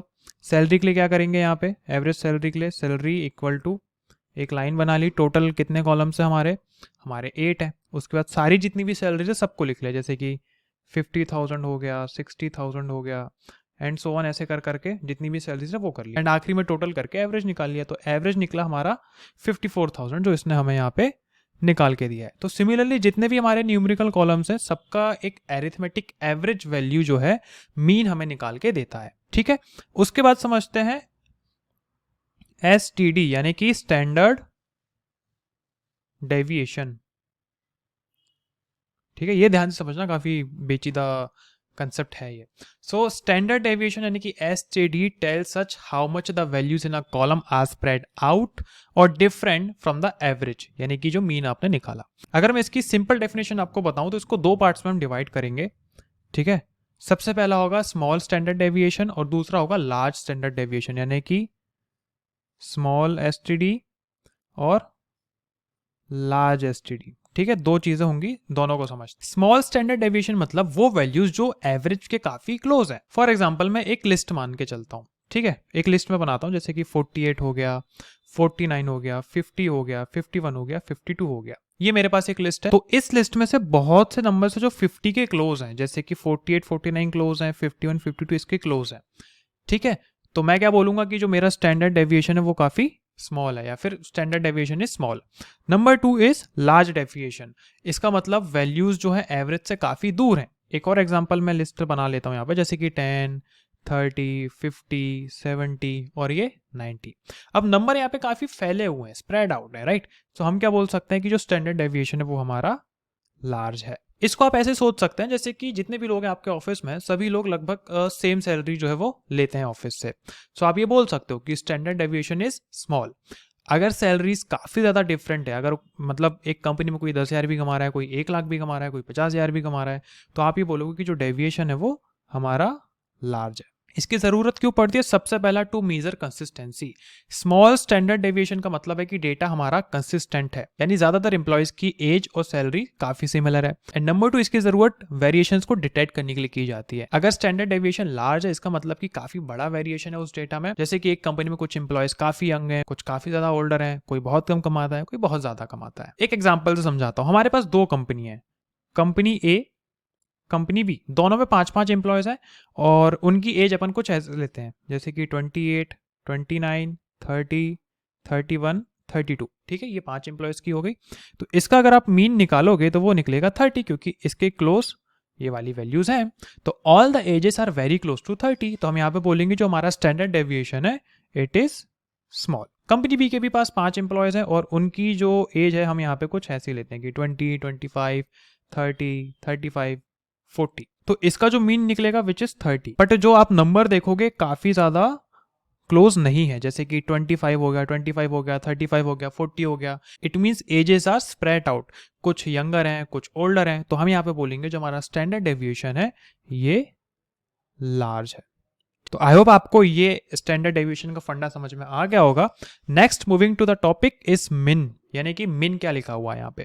मिन का मतलब होता है मिनिमम वैल्यू, यानी कि सबसे स्मॉलेस्ट नंबर आपके उस कॉलम के डेटा। जैसे कि हमारे पास यहाँ पे एक एज कॉलम है जहाँ पे सबकी एजेस लिखी हुई है, जो सबसे मिनिमम एज निकली है वो 22 निकली है।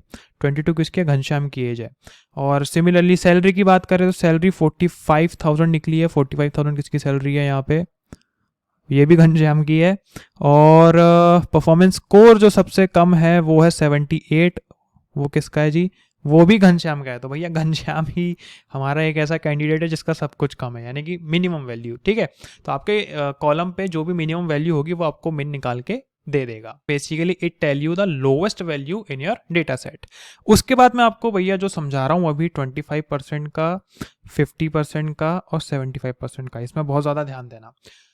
25% मतलब कि फर्स्ट क्वार्टर। तो 25% means the first quarter of your data. अगर आप अपने नंबर्स को from smallest to largest sort करोगे then 25% of the data will be below this value. एक सॉर्टेड लिस्ट ऑफ एजेस का एग्जांपल लेके करते हैं। एज कॉलम में जितनी भी एजेस हैं आपने उनको सॉर्ट कर लिया। ठीक है, सॉर्ट एजेस या फिर सॉर्टेड एजेस। तो वो कैसे लिस्ट बन जाएगी उनकी, मैं आपको यहाँ पे दिखाता हूँ। जैसे कि सबसे छोटा है 22, then 25, then 28, then 29, then 30, then 32, then 34 and then 40। Alright, अब मान लेते हैं कि आप इसको 4 इक्वल पार्ट्स में डिवाइड करोगे। ठीक है, P1, P2, P3, P4। Part 1 में आएंगे लोवेस्ट 25%, पार्ट 2 में आएंगे नेक्स्ट 25%, उसके बाद में फिर नेक्स्ट 25% एंड सबसे एंडिंग में हाईएस्ट 25%। ठीक है, हाईएस्ट 25%। तो अगर मैं लोवेस्ट 25% की बात करूं तो वो निकलेंगे 22, 25, उसके बाद निकलेंगे 28 और 24, उसके बाद निकलेंगे 30 और 32, उसके बाद निकलेंगे 34 और 40। ठीक है, तो यहां पे आप ये बोल सकते हैं कि जो फर्स्ट क्वार्टाइल होगा आपका which is 25 is my 25% quartile. ठीक है, फर्स्ट क्वार्टर जिसको हम बोलते हैं। अब ये जरूरी क्यों है, देखो सबसे पहली बात, it tell you what value separate that lowest 25% of your data from the rest. For example, एक सैलरी का डेटा आपके पास है, so it can show the salary threshold for the lowest paid employees. Then उसके बाद आता है 50%, जिसको मीडियन भी कहा जाता है। It means it is the middle value of your data when it was sorted. हम एक सेम यही वाली जो हमारी लिस्ट है इसी का एग्जांपल लेते हैं। So the middle value is the one that divide the list into two halves. For example, यहाँ पे मेरे पास दो मिडल नंबर्स हैं, कौन से 29 और 30, ये वाले 29 और 30 मेरे पास दो मिडल नंबर्स हैं। तो इन दोनों का एवरेज क्या निकलेगा, मीडियन क्या निकलेगा, 29 प्लस 30 डिवाइड बाय 2। तो जो भी निकलेगा, मतलब अगर हम इसको कैलकुलेट करेंगे 29.5 जो है आपका मीडियन निकल के आ जाएगा। सो द 50% वैल्यू इज 29.5, वही हमें यहाँ पे देखने को मिली है। सिमिलरली आप थर्ड क्वार्टाइल यानी कि 75% भी कैलकुलेट कर सकते हैं, और उसको कैलकुलेट करोगे तो 32 निकलेगा। ठीक है, तो 75% को कैलकुलेट कर, तो बेसिकली आपको हाईएस्ट 25% ऑफ योर डेटा बताता है from the rest. For example, उसके बाद एक टर्म यहाँ पे है max, which stand for maximum value, यानी कि लार्जेस्ट नंबर जो है आपके एक कॉलम का, वो आपको ये रिटर्न करके देगा। जैसे कि 40 जो है सबसे लार्जेस्ट है, क्या निकले 48 सबसे लार्जेस्ट जगदीश की है। सबसे ज़्यादा सैलरी कौन ले रहा है 70,000, वो भी जगदीश की है। और 95% जो है वो हाईएस्ट स्कोर है, यानी कि परफॉर्मेंस स्कोर है। तो बेसिकली मैक्स आपको क्या बताता है, highest number of your column data. So this is all about describe method in pandas. Basically काफी पावरफुल मेथड है जिससे आप अपने न्यूमेरिकल कॉलम का डिस्क्रिप्टिव स्टैटिस्टिक्स निकाल सकते हैं। ये मैट्रिक्स बहुत ज्यादा जरूरी है। जैसे कि अगर आपके पास एक डेटा सेट है, फॉर एग्जांपल आपके पास एक कंपनी का डेटा सेट आया जिसमें आपको ये जानना है कि कौन सा एम्प्लॉय सबसे कम सैलरी ले रहा है और कौन सा एम्प्लॉय सबसे ज्यादा सैलरी ले रहा है, तो मिन मैक्स का आप वहां पे यूज कर सकते हैं। उसके बाद आप 25%, 50%, 75% को भी कैलकुलेट कर सकते हैं। मतलब आपको नहीं करना है, ये खुद पांडास करके दे देगा। ठीक है, तो 25% मतलब कि लो पेइंग जॉब्स कौन सी हैं, 50% मतलब कि मीडियम सैलरी कौन सी जॉब दे रही है, 25% मतलब कि हाई पेइंग जॉब्स कौन सी हैं। अब हम बढ़ते हैं हमारे नेक्स्ट टॉपिक की तरफ। मेरे यहाँ पर आपसे सिंपल दो सवाल है। बिफोर एनालाइजिंग और मैनिपुलेटिंग योर डेटा सेट, आपको कुछ दो ये क्वेश्चंस के आंसर अपने आप को करने पड़ेंगे। सबसे पहला, ठीक है, सबसे पहला, how big is your data set, मतलब कि कितने रोज और कॉलम्स उसके अंदर हैं, because this helps understand the scale of the data set. And number 2, what are the names of the column. अगर आपको कॉलम के नेम्स पता है तो आप उनको एक्सेस करके अपने हिसाब से मॉडिफिकेशन भी कर सकते हैं, right. So basically second question आना चाहिए कि what are the names of columns.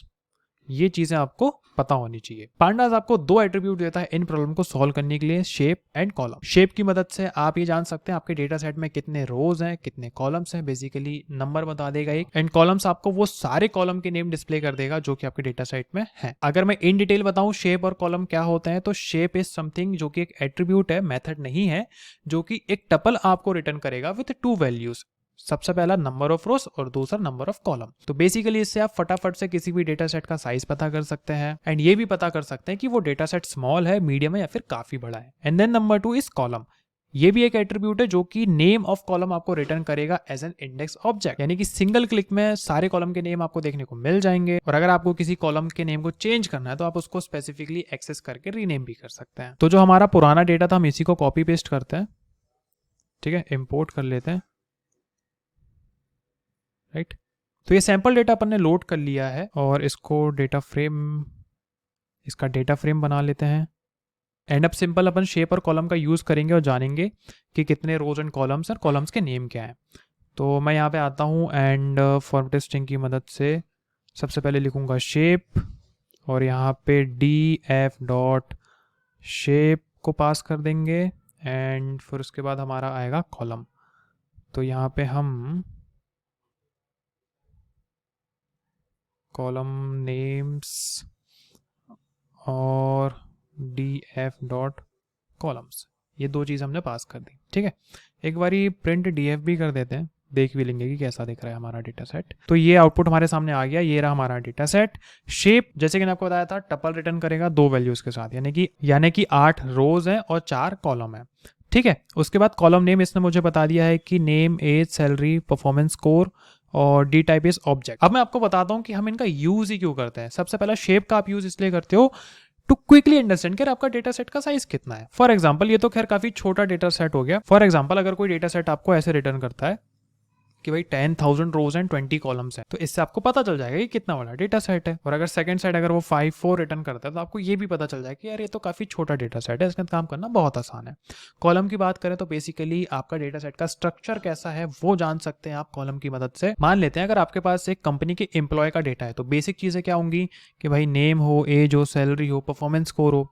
अब अगर कॉलम्स में से सैलरी ही गायब है तो आपको पहले ही पता चल जाएगा कि यार ये डेटा सेट में ये चीज मिसिंग है, तो वो आपके लिए बेनिफिशियल रहेगा। या फिर हो सकता है ये सैलरी का टाइपो गलत हो, डबल वाई लग गया हो। तो ये जो बेसिक सी मिस्टेक्स होती है ये आपको यहीं के यहीं पता चल जाएंगे और आप उनको यहीं के यहीं एक्सेस करके मैनिपुलेट करके फिक्स भी कर लोगे। और अगर आप जैसे शेप का यूज कर रहे हो और अगर आपका डेटा सेट काफी बड़ा है तो आप अपने डेटा को चंक्स में प्रोसेस कर सकते हैं एंड कॉलम्स की मदद से आप ये इंश्योर कर सकते हैं कि जितने भी कॉलम के नेम है सारे सही हैं या नहीं है। Now we are coming to the step number 5। देखो, जब भी आप डेटा के साथ काम करो तो ये 2 चीजें आपको जरूर आनी चाहिए। सबसे पहला, आपको स्पेसिफिक किसी कॉलम को सिलेक्ट करते आना चाहिए सो दैट आप उस स्पेसिफिक कॉलम पे कुछ मॉडिफिकेशंस कर सको, डेटा मैनिपुलेशन कर सको। एंड नंबर 2, आपको रोज को फिल्टर करते आना चाहिए बेस्ड ऑन सर्टेन कंडीशंस। मान लेते हैं कि आपके पास एक एम्प्लॉय का डेटा है, एक कंपनी का डेटा है जिसमें एम्प्लॉयज काम करते हैं। अब अगर आपको ये चीज फिल्टर करनी है कि यार मुझे ऐसे एम्प्लॉयज चाहिए जिनकी सैलरी सिर्फ 50,000 के ऊपर है, जिनकी 50,000 के नीचे मुझे वैसे लोग नहीं चाहिए, तो what you are doing here, you are filtering the rows based on a certain condition. तो वो चीज कैसे की जाती है अभी हम समझेंगे। सबसे पहले प्रॉब्लम स्टेटमेंट समझते हैं। तो बेसिकली हम यहाँ पे 3 प्रॉब्लम्स का सॉल्यूशन निकालेंगे। सबसे पहला कि हम कैसे एक स्पेसिफिक कॉलम को सिलेक्ट कर सकते हैं, ठीक है, सो दैट आप उसी स्पेसिफिक कॉलम के अंदर फिर डेटा मॉडिफिकेशन कर पाओ। एंड देन नंबर 2, कंडीशंस के बेसिस पे डेटा सेट के अंदर रोज को फिल्टर कैसे किया जाता है, तो फिल्टर रोज अपन डाल लेते हैं। एंड नंबर 3, अगर आपको मल्टीपल कंडीशंस को कंबाइन करके भी अगर किसी रोज में कुछ फिल्टरेशन करना है तो वो भी आप कर सकते हो। जैसे मान लेते हैं मुझे एक स्मार्टफोन परचेस करना है, मेरा बजट है 15,000, मुझे 4GB रैम चाहिए, मुझे कैमरा अच्छा चाहिए, बैटरी मेरी पूरे दिन चलना चाहिए, 4000 mAh प्लस होनी चाहिए। तो मेरी यहाँ पे कुछ 4 से 5 कंडीशंस हैं। अब ये मल्टीपल कंडीशंस है, तो इन मल्टीपल कंडीशंस को भी कंबाइन करके कैसे रोज में फिल्ट्रेशन की जाती है, ये 3 चीजें हम स्टेप 5 में समझेंगे। तो पांडास इन प्रॉब्लम का सॉल्यूशन आपको देता है। सबसे पहला, अगर आपको किसी भी कॉलम को सिलेक्ट करना है तो आप स्क्वायर ब्रैकेट्स का यूज करके उसको एक्सेस कर सकते हैं। एंड देन नंबर 2, अगर आपको रोज को फिल्टर करना है तो आप यहाँ पे बुलियन कंडीशंस का यूज करेंगे। अब मैं आपको समझाता हूं कि एक्चुअल में सिलेक्टिंग और फिल्टरिंग होता क्या है। देखो, सबसे पहले समझते हैं सिलेक्टिंग कॉलम्स। किसी भी डेटा फ्रेम में से किसी एक स्पेसिफिक कॉलम को सिलेक्ट करना फॉर डेटा एनालिसिस, तब आप यहाँ पे इस चीज का यूज करते हैं। सिलेक्टिंग कॉलम्स आपको क्या रिटर्न करेगा, 2 चीजें आपको ध्यान में रखनी है। सबसे पहला, अ सीरीज, ठीक है, एक सिंगल कॉलम ऑफ डेटा ये आपको रिटर्न करेगा। एंड नंबर 2, डेटा फ्रेम भी ये रिटर्न करेगा, ठीक है, यानी कि मल्टीपल कॉलम्स ऑफ डेटा। यानी कि अगर आप मल्टीपल कॉलम्स को एक्सेस कर रहे हैं तो वो एक डेटा फ्रेम ही बनाएगा, बट अगर आप एक बार में एक ही कॉलम को एक्सेस कर रहे हो तो वो सीरीज रिटर्न करेगा, ठीक है। एंड देन नंबर 2, फिल्टरिंग रोज के बारे में मैं आपको बता देता हूं। फिल्टरिंग रोज का मतलब ऐसी रोज को एक्सट्रैक्ट करना जो कि हमारे किसी स्पेसिफिक कंडीशंस को मेट करती हैं। जैसे कि अगर मैंने बोला कि यार मुझे ऐसे एम्प्लॉयज चाहिए जिनकी एज 25 के ऊपर है, तो अब जिनकी एज 25 के नीचे है वो लोग हट जाएंगे। तो मैं यहाँ पे क्या कर रहा हूँ, डेटा को एक्सट्रैक्ट कर रहा हूँ बेस्ड ऑन कंडीशन, एक स्पेसिफिक कंडीशन मैंने दे दी। एंड इस चीज के लिए हम लोग यहाँ पे बुलियन इंडेक्सिंग का यूज करते हैं, यानी कि यहाँ पे रोज कब फिल्टर होंगी, जब कंडीशन ट्रू होगी, फॉल्स होगी तो वो नहीं होगा। सिंटेक्स के वाइज अगर हम देखा जाए तो अगर मुझे एक कॉलम को सिलेक्ट करना है तो मैं कैसे करूंगा, वेरी सिंपल, मैं यहाँ पे एक ऑब्जेक्ट क्रिएट कर लेता हूँ, डेटा फ्रेम बना लेते हैं, मतलब ऑलरेडी बना होगा। तो स्क्वायर ब्रैकेट का हम लोग यहाँ पे यूज करेंगे और एज अ स्ट्रिंग हम यहाँ पे कॉलम का नेम पास करेंगे। तो इस तरीके से मैं एक किसी कॉलम को एक्सेस कर सकता हूं। बट मान लेते हैं कि एक ही बार में आपको एक से ज़्यादा कॉलम को अगर सिलेक्ट करना है तो वो कैसे करेंगे, बहुत सिंपल। तो फॉर एग्जांपल मैं सबसेट करके एक ऑब्जेक्ट बना लेता हूं एंड मैं यहाँ पे डेटा फ्रेम, और मुझे जैसे मान लेते हैं कि 2 कॉलम है, कॉलम 1 कॉलम 2, तो कॉलम 1 को तो मैं ऐसे एक्सेस करूंगा। अब जैसे ही कॉलम 1 का नाम खत्म होगा मुझे एक कॉमा लगाना है, दोनों को सेपरेट करना है एंड कॉलम 2 करके मैं ऐसे नाम लिख लूंगा। सिमिलरली आप ऐसे मल्टीपल कॉलम्स को जो है एक्सेस कर सकते हैं। ठीक है, अगर आपके पास मल्टीपल कॉलम्स हैं तो ये तो हो गया किसी भी कॉलम को सिलेक्ट कैसे किया जाता है उसका सिंटेक्स। अब रोज को कैसे फिल्टर करते हैं किसी भी स्पेसिफिक कंडीशन लगा के, वो मैं आपको सिखाता हूं। अगर आप एक रो को फिल्टर करना चाह रहे हैं based on a single condition, ठीक है, मैं यहां पे लिखते भी चलता हूं, based on a single condition, तो उसका सिंटेक्स क्या होगा मैं आपको बता देता हूँ। देखिए, फॉर एग्जांपल फिल्टर्ड रोज करके मैंने एक ऑब्जेक्ट बनाया। अब इसका सिंटेक्स बहुत आसान है, आपको सिंपल df को सिलेक्ट करना है, उसके अंदर डेटा फ्रेम, उसके अंदर फिर आपको सबसे पहले पास करना पड़ेगा कॉलम का नेम। ठीक है, कि किस कॉलम नेम में से आप जो रो को फिल्टर कर रहे हैं। तो ये तो हो गया एक्सेस करने का। अब कंडीशन कैसे लगाएंगे, उसके बाद सिंपल आपको कोई भी ऑपरेटर का यूज करना है जो आप चाहते हैं। फॉर एग्जांपल मैं ये चाहता हूं कि एक स्पेसिफिक कॉलम नेम है, फॉर एग्जांपल जैसे कि कॉलम का नेम है सैलरी, जहां पे लोगों की सैलरी है। अब मैं ये चाह रहा हूं कि यार मुझे आप ऐसे लोगों की सैलरी दिखाइए जिनकी सैलरी 50,000 से ऊपर है। तो यहाँ पे मैंने ग्रेटर देन ऑपरेटर का यूज किया है और बोला है कि 50,000 के ऊपर जितने भी आपको डेटा मिलेगा वो आप मुझे रो एज अ फॉर्म में रिटर्न कर दो। ये हो गया एक सिंगल कंडीशन। अब मैं आपको बताता हूँ कि अगर आपके पास एक से ज्यादा कंडीशन है तो उन कंडीशंस को कैसे अप्लाई करके आप रोज को फिल्टर कर सकते हैं। तो सबसे पहले तो हम एक ऑब्जेक्ट बना लेते हैं फिल्टर्ड रोज, और हम यहाँ पे सबसे पहले क्या करेंगे, कंडीशन पास करेंगे। अभी एक से ज्यादा कंडीशन है हमारे पास, जैसे कि मैं एक डेटा सेट में से ये निकालना चाहता हूं कि मुझे ऐसे एम्प्लॉयज चाहिए जिनकी सैलरी 50,000 से ऊपर तो है पर 80,000 से कम है, यानी कि 50 और 80 के बीच में जितने एम्प्लॉयज की सैलरी है मुझे वो लोग चाहिए। अब इसके अंदर आपको पैरेंथेसिस के अंदर कंडीशंस देनी है। तो सबसे पहले मेरी कंडीशन क्या रहेगी, डेटा फ्रेम, और फिर यहाँ पे आपको कॉलम का नेम लिखना है जैसे कि सैलरी, और फिर जैसे ही ब्रैकेट से बाहर निकलेंगे आपको इसकी कंडीशन देनी है ग्रेटर देन वैल्यू। तो मैंने बोला कि यार मुझे 50,000 के ऊपर वाले लोग चाहिए। ठीक है, ये हो गई मेरी पहली कंडीशन। अब जैसे ही पैरेंथेसिस आपका खत्म होता है आपको एक कंडीशन और लगानी है, यानी कि मल्टीपल कंडीशंस हम लगा रहे हैं, एंड ऑपरेटर। ठीक है, देन अगेन आपको अब क्या करना है, एक और कंडीशन लगा देनी है। जैसे कि मैं ये चाह रहा हूँ कि यार df, और यहाँ पे मैं कॉलम का नेम लिखूंगा जैसे कि कॉलम 2। अब मुझे ऐसे लोगों की लिस्ट चाहिए जिनकी सैलरी 80,000 से कम है, यानी कि वैल्यू। राइट, तो ये चीज हो गई। तो ये रहा सिंटेक्स। वैसे हम इसको प्रैक्टिकली करके देखेंगे कि कैसे फिल्टर किया जाता है, बट मैंने एक सिंटेक्स आपको बताया। तो आप यहाँ पे जो सैलरी है इसको कॉलम से रिप्लेस कर सकते हैं, 50,000 को वैल्यू से कर सकते हैं। तो ये दो चीजें हम स्टेप 5 पे समझ रहे हैं। तो एग्जाम्पल स्टेप 5.py करके मैं एक फाइल बना लेता हूँ। ठीक है, तो सबसे पहले हम क्या करेंगे, एक सिंपल सा डेटा सेट क्रिएट करते हैं एम्प्लॉयज का with information about their names, ages, salaries and performance को, जो हमने अभी बनाया था। तो जो हमारा पुराना था इसी को अपन उठा लेते हैं। ठीक है, ये इसी को कॉपी पेस्ट कर लेते हैं, क्या मतलब दोबारा बनाने से। वेरी सिंपल, अभी इसका डेटा फ्रेम बना लेते हैं, pd डॉट डेटा फ्रेम और ये डेटा। तो ये हमारा डेटा फ्रेम भी बन गया, और इसको एक बार डिस्प्ले करा देते हैं, display the data frame print df। तो ये हमारा प्रिंट भी हो गया। ठीक है, एक काम करते हैं, इसको थोड़ा अच्छे से डिस्प्ले कराते हैं कि सैंपल डेटा फ्रेम और प्रिंट के अंदर df। ठीक है जी, ये चीज़ हो गई।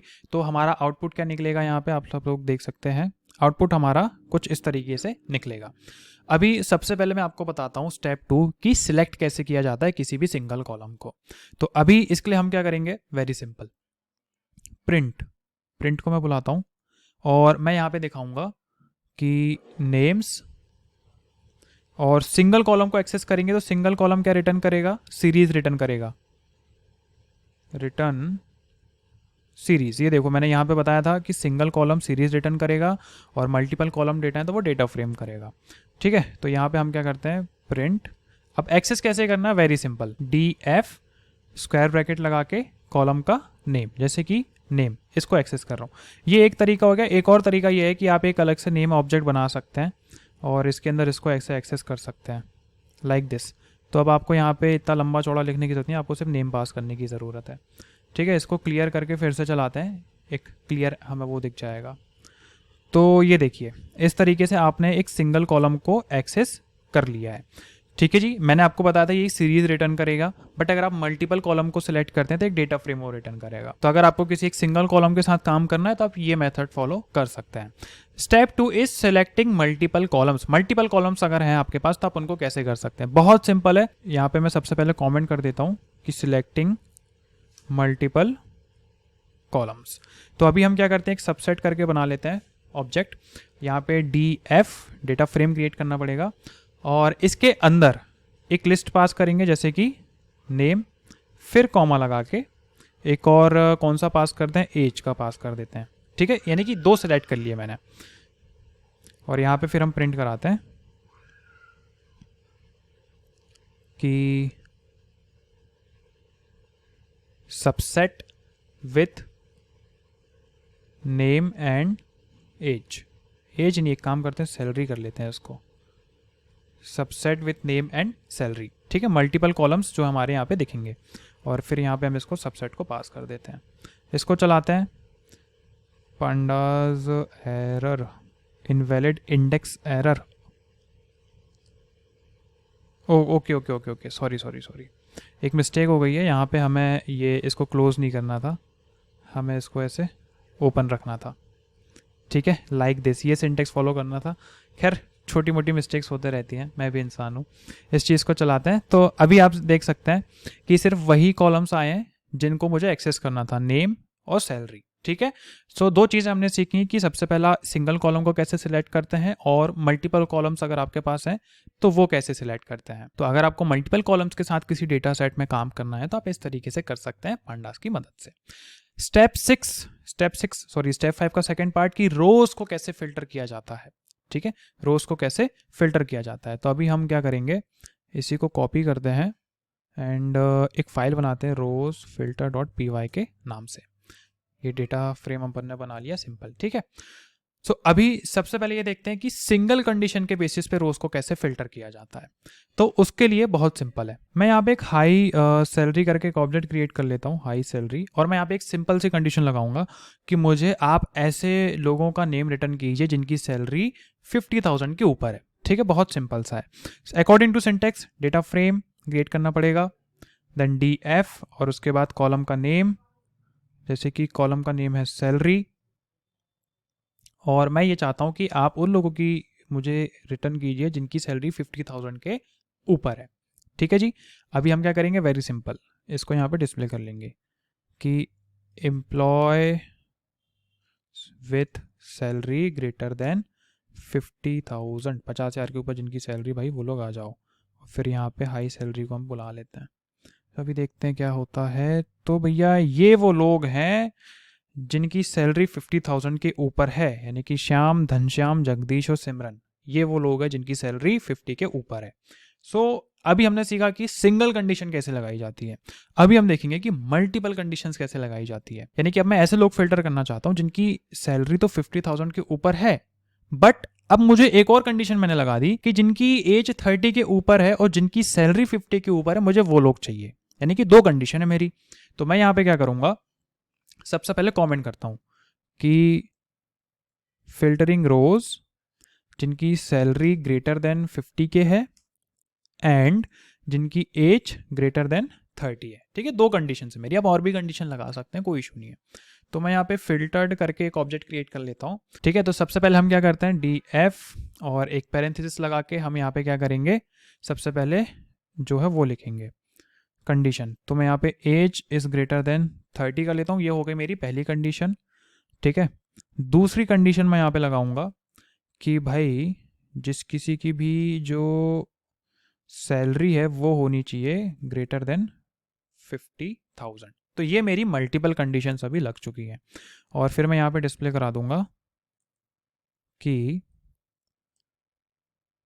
एम्प्लॉय लिस्ट एज जिनकी है 30 के ऊपर प्लस सैलरी जिनकी है 50,000 के ऊपर, और प्रिंट कर देंगे हम किसको, फिल्टर्ड को। तो यहाँ पे हमने मल्टीपल कंडीशंस लगाई है। सिंपली इसको रन करते हैं। ठीक है, अभी जो आउटपुट आया उसको समझते हैं।